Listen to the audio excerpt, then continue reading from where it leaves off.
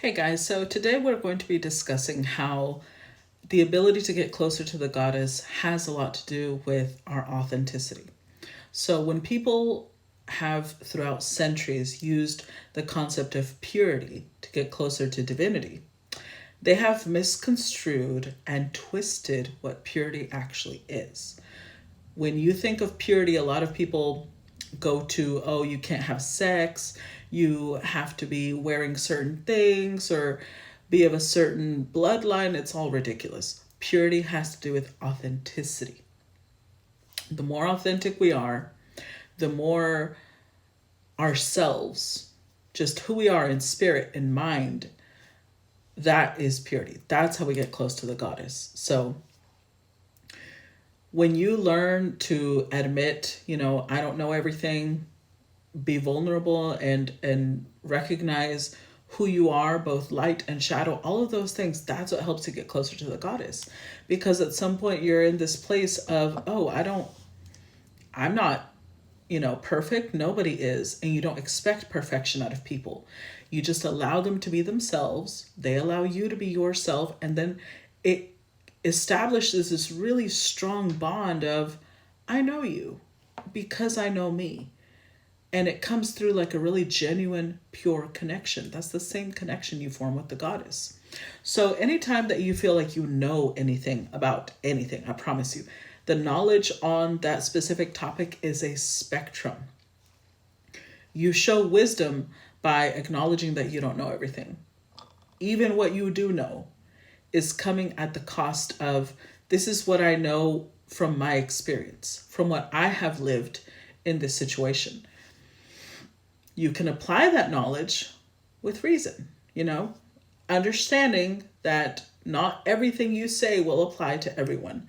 Not everything that you know means that it worked out the same way for everyone, right?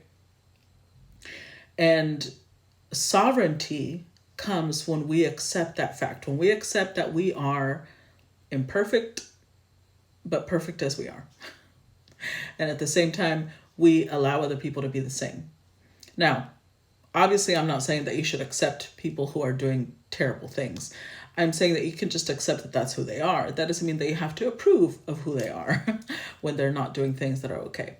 But overall, when the more we step into that sovereignty and just accept ourselves in our authentic state, that's also where we start getting more access to potential gifts and abilities.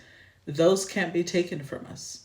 Even if all of our material goods could be taken from us, those can't be taken from us.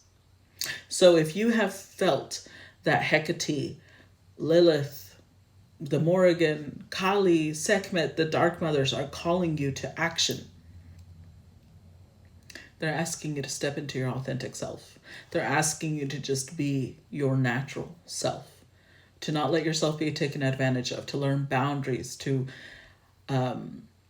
focus on your authenticity, focus on your self-love, self-esteem, self-respect, all of these things, the things that you've had to learn from experience, and you start applying them within your own capabilities, like what you know to be true for yourself, right?